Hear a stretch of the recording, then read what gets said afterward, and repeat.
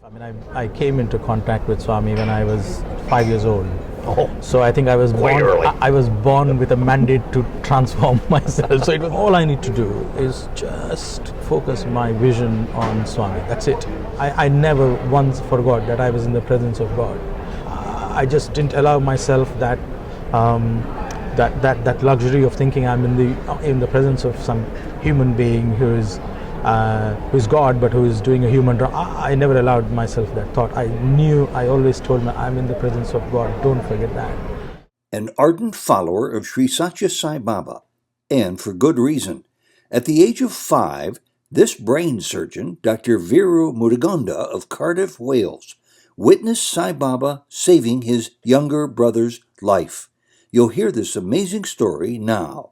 Welcome to Souljourns. This interview was recorded at London's Heathrow Airport on May 1st, 2016. Veeru, I want to officially welcome you to Souljourns and to thank you. You are a brain surgeon from Cardiff, Wales. Your life is packed with incredibly important, sensitive, critical work, and you take this on with the Sai Baba Organization as the national president of the organization here in the UK. Yeah. Where does a surgeon, and where does any professional person who has so many demands placed on his or her time find the room to cultivate a spiritual life to the depths that you have with Baba? I mean, once Swami is in your life, you don't look at one as surgical work or some professional work and something else is his work, and it just gets integrated into the whole thing. And as long as you have the desire to or the a deep yearning to actually work for him, then he makes sure that you get the time, you get the energy, you get the right people at the right time, the right thoughts. So I see myself as a little pawn in all of this, and it's him who is playing the pieces. Tell me about your own transformation as a human being. Well, I think this life, I mean, I came into contact with Swami when I was 5 years old. Oh, so I think I was quite born. early. I was born with a mandate to transform myself. So it was not as if you can go wayward for a while, come back, and I'll transform. This whole life was for. I think I've done enough in the past. So he said, right, you come here pretty quick, and you got a lot to transform. So you start early. How does a 5-year-old begin to transform himself from what? It's just by being in his presence. I think the transformation. It's a natural process. The moment you're in his presence or he is in your life, the transformation happens pretty automatically. I think. I know that in conversations with Hislop's book, I know Swami says there that once you're born as a human being, whether you do anything or not, you would still go out of this world a better person. Because you're born to be a better person. Whatever you do, you'll still be a better person when you come back the next time. But if you're aware of, that you have to be on this journey, and you're aware of what you are, your innate divinity, but then how you're caught up in all of this. And if you're aware of that and make the necessary adjustments in life, then you are on the path a bit quicker. And so I think that's the biggest boon that Swami, just by being in his presence, you transform. Yet I see you as a very devout, very genuine, not just Baba devotee, but a spiritual aspirant. Where does that energy come from to keep you so motivated along those lines? I just feel that I don't focus on the distractions. I know they're there. Mm-hmm. They're there all the time. But I don't want to think about them, because I'm never going to wrestle with them and win over them. They are going to have a dominating effect on me. My mind is too powerful for that, So I try to then just focus on Swami, on the positives, on rather than on all of these things that my lower nature keeps coming face to face with me, even though I don't want it. So I just look at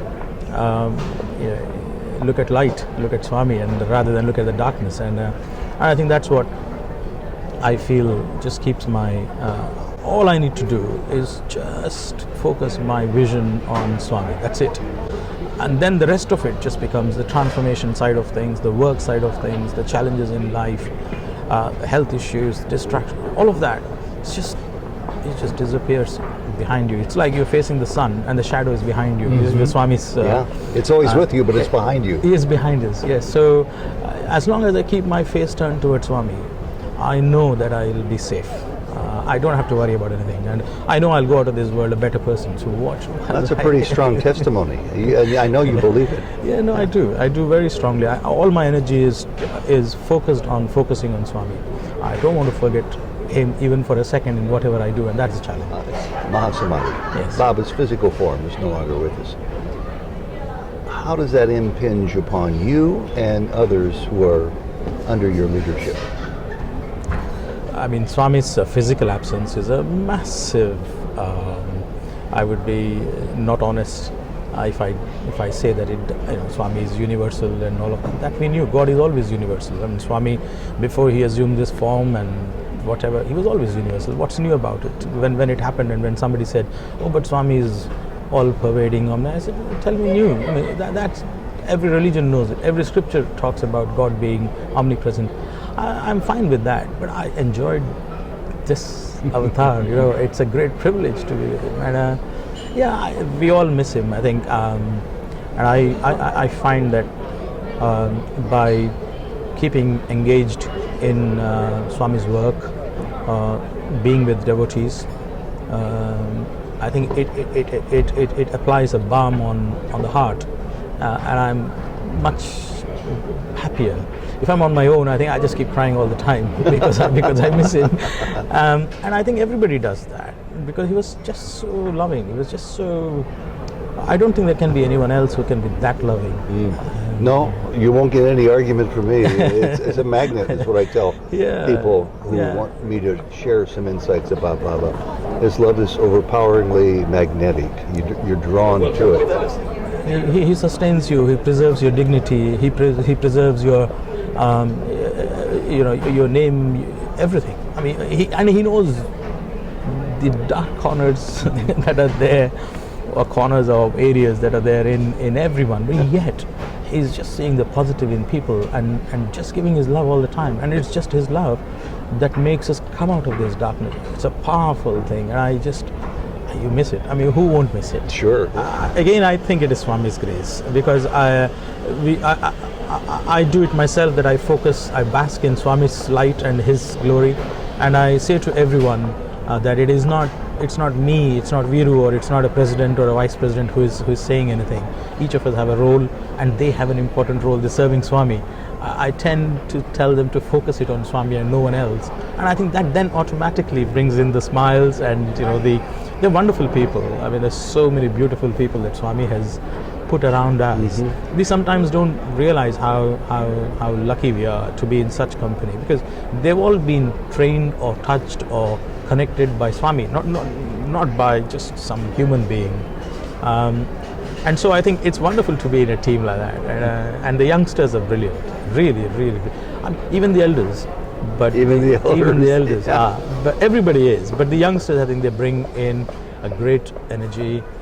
When you say even the elders, I know what you mean, because they seem to have an extra spring in their step because of Baba in their life. That's right. That's right. Completely. One of the last questions I'd like to ask you is, if you'll hearken back to the days that you were a student, and how many years were you there? 3 years. 2 years? 3 years. 3 years. Yes. You must have at least one or two favorite little anecdotes of brushing up against Baba's side, hearing him, seeing him being the stern taskmaster one minute and a loving grandmother the next minute. I mean, every day was an interview. Every day was an interview. Because Swami used to come onto the veranda, and he would chat some very common, mundane sounding things. He was more like a friend, like a mother, like a father. But then, in a split second, the divinity would just reveal itself, and you had to be on your toes all the time. I never once forgot that I was in the presence of God. I just didn't allow myself that luxury of thinking I'm in the presence of some human being who's God, but who is doing a human wrong. I never allowed myself that thought. I always told me, I'm in the presence of God, don't forget that. And I think that really, so I knew I spent 365 into 3 days in the, in the direct presence of God as an interview. It's fantastic. For me, I think there's so many aspects in my personality that need chiseling, and I think ego is the biggest. Well, that goes for all of us. Is the biggest thing, and that's what keeps you, as you say, the thin veil that keeps man him on the man's side and the divine on the divine side, and that thin veil has to be, and that's ego, I think. Yeah. So for me, Swami taught me a wonderful lesson, and he did. I shared, about your ego? Yeah, I shared this in his presence actually once, and he laughed. In one of our alumni meetings, I shared that. There's a young, I think I was probably 17 or so, but obviously full of ego, and he was teaching me life's lessons. And so the primary school tots, the tiny tots, they used to come every Sunday and Thursdays, and Swami would ask them, where are you from? And that chap, the little one, will get up and then say, from you, Swami. And say, hey, no, where are you from? And he would insist again and say, I'm from you, Swami. And then the next chap, everybody, if he picks up 6 kids, all the 6 would say the same. So one day he asked them, it was a Sunday morning, and then he turned towards us, who were the older ones sitting on the other side, and said, look, these guys, these little ones, whenever I ask them that, they say I'm from you. And here you are. You will say you're from here, you're from there. You just don't have, look at them, you don't have the faith. Whereas look at these young ones. So in my mind, I just thought, Swami, these guys are all tutored by their teachers. And to say this thing, they don't actually know what they're saying. And you just... I'm guessing you're probably right. And I said, you just try and ask us the same thing. We too will say the same. It's not important to say it. It's important to feel it in your heart. This is what I thought inside my head. Yeah. It was natural. I didn't make an effort to think about it. I was so full of... But you were reviewing what he was saying and what you've heard those kids say. And my ego was talking anyway. And so that evening, so there used to be upper veranda and a lower veranda called the Ganesh portico. And we used to take our books, and when Swami went into the interview, then a few of us would sit there and do our work on physics or whatever, maths or something, and I hated maths, and so so we sat there, and I was doing some work with my other friends, and Swami came out of the interview, he finished it, and then he was taking a stroll, and very casually, and we were all focused on him. So he walked to about sort of 5 feet within distance where I was sat, and he came, and he's generally talking to people very casually. What did you have for breakfast? And how is your mother? In a split second, he just turned towards me and said, where are you from? And I blurted out, from Hyderabad, Swami. Not from you. As soon as I said that, he looked at me with such a compassionate yet revealing smile, saying, look, I caught you. And I was like, I knew straight away. I looked at him and I put my head in my hands like that, and he was laughing, and he said, he was looking at me, and with his left hand, in sort of 80, this must have been 84, 85, Prashanilyam, they were constructing cement arches where devotees were sitting. So the cement was being cured with water, and they had all these thatched stuff, and it was hot, but over there it was nice, and so lots of monkeys used to be on top of those arches. He was looking at me, and he pointed to those monkeys and said, monkey mind, monkey mind, monkey mind 3 times. And I it was a funny thing, but yet profound, and he knew what was going in me, and I straight away knew that those young people, when you say with such faith, that is surrender, that is egolessness. It doesn't matter, but you say it with all the conviction that they have got. If I could say that, I thought he taught a great lesson for me. Oh, that's great.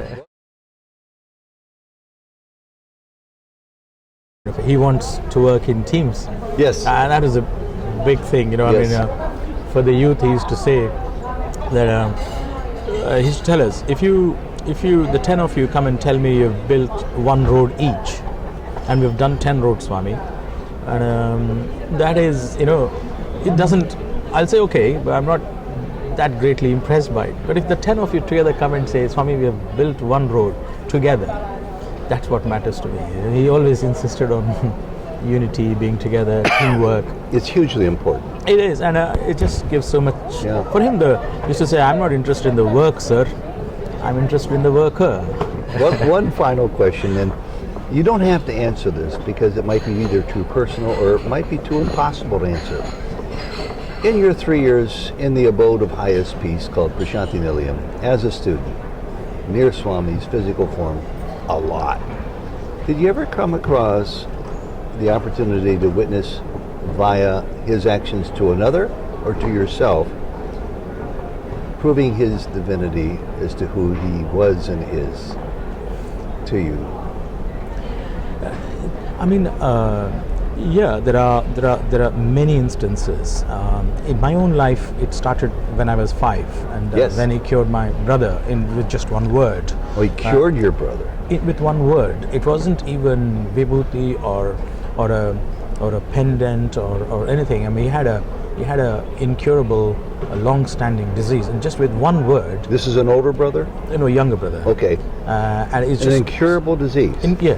It was a skin condition. He just was born, and he was just a few weeks old when his body developed into what we now know as some kind of a bullous pemphigus. Basically, you get blisters all over the body, and they burst, and then they get infected. And with kids, their immunity is not great. And it's incurable. In those days, it was. Yeah. This was, I'm talking about 1972, Okay. we didn't know Swami. We didn't know him at all, and my dad was pretty skeptical about what he. And the cure date was predicted by an astrologer a few months earlier. Really? The Yeah. cure date. Cure date, exactly the date. Your son will be cured on the 7th of April. And then my dad asked, how? He said, well, God will cure him. So my dad said, which God?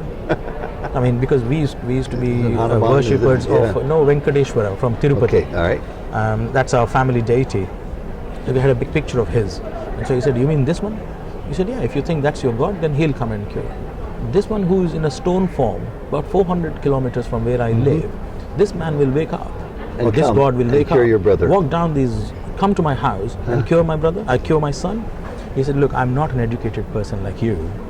I don't know how and what, but it just happened to me. I feel that your son will be cured on the 7th of April by God. And exactly, we didn't even know Swami very well. I mean, my dad never had been to visit him. I just heard him speak on passing, in a traffic in Hyderabad.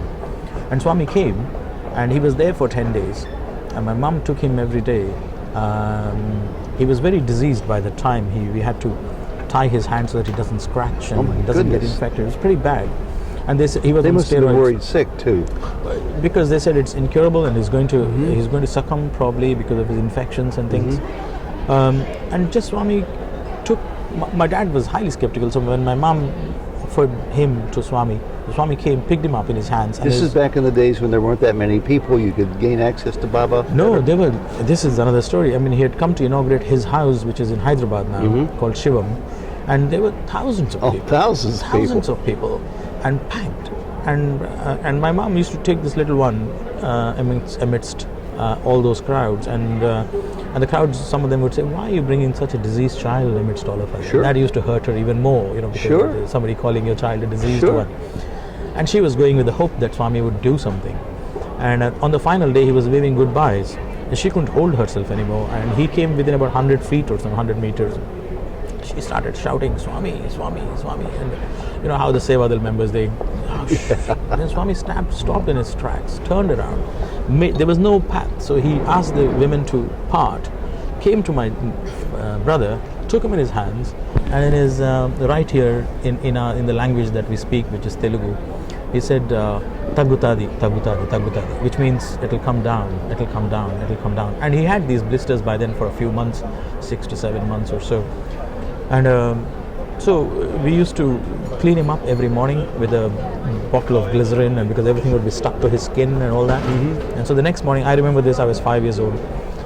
With my dad and my younger sister, we would take turns to sort of do this to this little fellow. And the next morning we went, and when we started picking up the cloth, not a single blister. Oh, come on. Nothing at all. It'll come Nothing. down like instantly is what he was meaning. And that was the 7th of April. And my dad couldn't believe, and when he said, who will cure? God. Which God? The one that who is in the stone form? Exactly, that's what happened. And I take it your younger brother is healthy today. Yes, my younger one. Yes. Yes, he's perfectly healthy. He's fully into Swami's activities in Hyderabad. Well, I feel like saying full stop, that's it, no more. I asked you for a question I didn't think it'd be easy to answer. A sign of his divinity, please, because I've asked Baba that and he's given it to me. And what an amazing, wonderful, two-edged answer about the prediction for that day when it happened. Yeah. With one word repeated 3 times. I think he wanted to make sure that my dad, with a rationalistic mind, was never left with any doubt in his mind as to who he was And who how he did your is. dad ultimately react to that? Straight away. I mean, it is like, we started, I mean, he just kept crying. He broke down, and, this is the Lord who I have been worshipping for the last, Swami was 48 by then, for 48 years. And my dad was probably 37, 38. And I didn't know that God was walking on earth in human form. And I was going to this place and paying my obeisance to, a stone idol who I thought was, but he was actually moving on earth. How silly of me, how blind of me not to. Well, this is, and so he, this brings up one bonus question, one extra question, and that is, I mean, here we are at Heathrow Airport. I'm waiting to board my flight to America, and I've got time for one more question because I can't wait to hear the answer. You're a scientist. You're a surgeon, a medical doctor who operates on the human brain. Do you ever wonder why Baba, in all the wisdom of the divine, can utter a single word 3 times and cure a person, and then you, law of averages on your side, probably see some patients maybe not do well with delicate brain surgery? Mm-hmm. And what do you make of that dilemma? I mean, first and foremost, I think why 3 times? I can only think that we are not. Swami always says we are not 1, we are 3. We are a being at different levels. I mean, the gross, the subtle, and the further, the sukshma. And so, as a I don't know what my brother's karma was. I don't know what it was. I don't know what my dad's and my mom's karmas were. I just don't know. But I think he cured us or revealed his divinity at all levels, and maybe that's why he uttered it. Not that he needs to utter it thrice. In one word, with one look, he can make the whole thing change. But maybe it was for us to hang on to as well. Those words ring like, like, I don't know, the pranava, the sound of the creation in our minds. And I don't think there's any doubt anywhere that we all are linked up to that source. So that may be the reason why he's done that. With my patients, yes. I mean, even after you do your best, you sometimes don't do very well. I don't know what it is. I do my best, and I pray. Then it's a prayer that cures them, rather than I myself had been through various operations, and Swami said that I am a doctor, and doctors worked on me, and Swami said doctors didn't do anything.